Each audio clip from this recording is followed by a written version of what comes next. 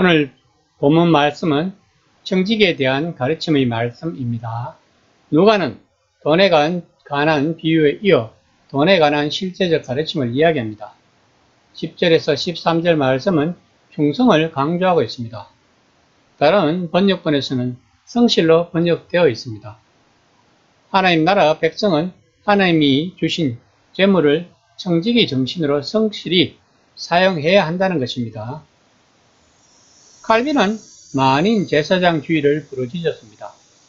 그 당시 제사장들은 성직자들에게 한정되었습니다. 그러므로 성직은 하나님을 섬기는 직업만을 이야기했습니다. 그런데 종교개혁이 이루어지고 만인 제사장주의가 팽배하면서 모든 직업이 하나님이 주신 성직이란 개념이 생겼습니다. 그래서 개혁신앙을 지지하는 자들은 그들의 직업에서 소명을 가지고 일을 하였습니다. 그 결과 중산층이 형성되었으며 오늘날 자본주의의 체계가 형성되는 계기가 되었습니다.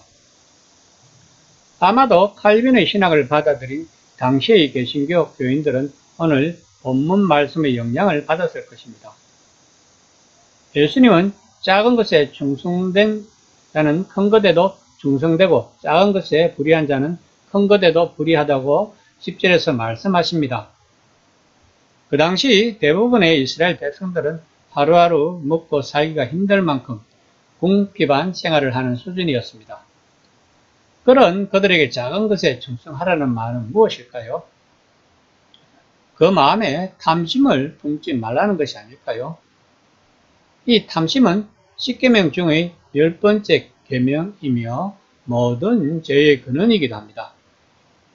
16장 12절 말씀입니다. 너희가 만일 남의 것에 충성하지 아니하면 누가 너희 것을 너희에게 주겠느냐. 탐심을 극복하지 못하면 미래에 우리들에게 줄 것을 주지 않겠다는 것입니다. 이 말은 무슨 뜻일까요? 하나님 나라 백성으로서의 자격이 없다는 뜻으로 해석할 수 있습니다. 그러면서 예수님은 두 주인을 섬길 수 없다고 13절에서 이야기를 하십니다. 성경이 끊임없이 이야기를 하고 있는 것이 나 외에 다른 신을 섬기지 말라는 것입니다. 이스라엘이 멸망한 것도 바로 이런 이유 때문입니다. 예수님은 재물과 하나님을 겸하여 섬기지 말라고 하셨습니다. 현재 우리 시대로 말을 하면 만몬 신과 하나님을 동시에 섬기지 말라고 이야기를 하신 것입니다. 그러나 지금은 만몬 신이 교회를 접수한 상황인 것 같습니다. 우리들이 교회에서 기도하는 내용을 보면 알 수 있습니다. 다들 자신들의 생사하복에 대하여 열심히 기도하는 모습에서 하나님보다는 만몬 신을 숭배하는 것 같습니다. 하나님은 그저 만몬 신을 섬기기 위한 도구로 사용할 뿐입니다. 16장 14절 말씀입니다.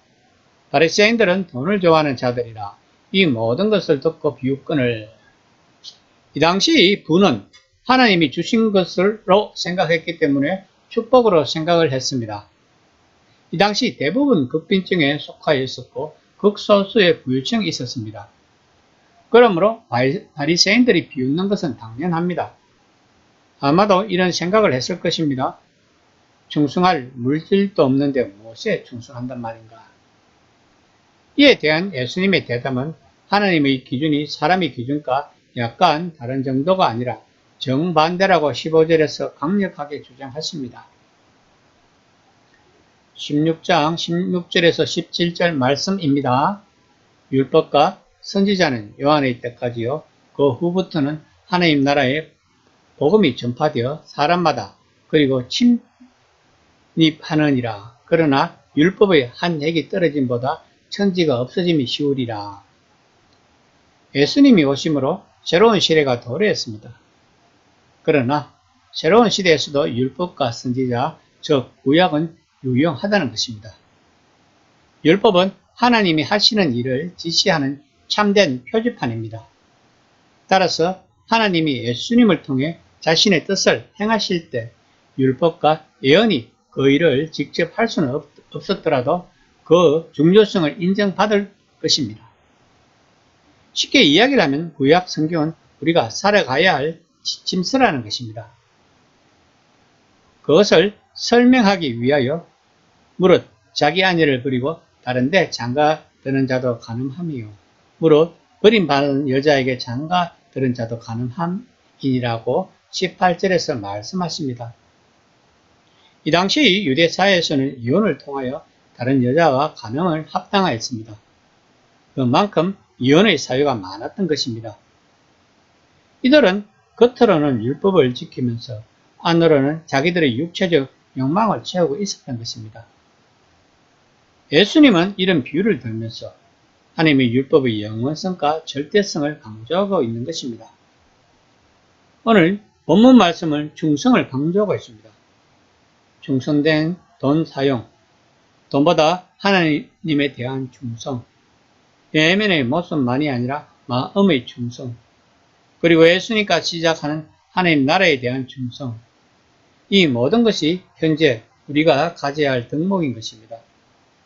그러나 우리는 우리의 내면에 가지고 있는 욕망 때문에 이런 것에 충성하는 것이 어렵습니다. 그래서 예수님이 오신 것입니다.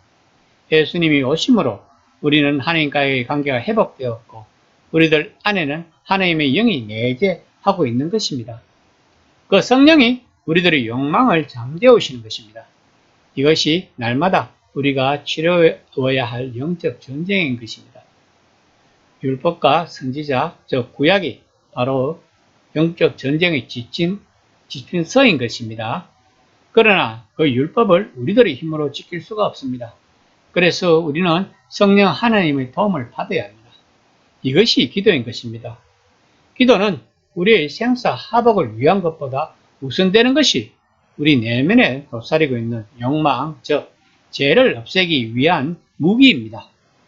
우리 내면에 있는 욕망을 다스리면 비로소 우리는 하나님과의 기쁨을 나눌 수 있습니다. 이 시간에 나는 모든 면에서 충성하고 있는가를 곰곰이 생각하는 시간이 되었으면 합니다. 만일 부족함이 느껴지면 우리는 기도를 해야 합니다. 주님, 성령 역사하셔서 나의 충성을 채워달라고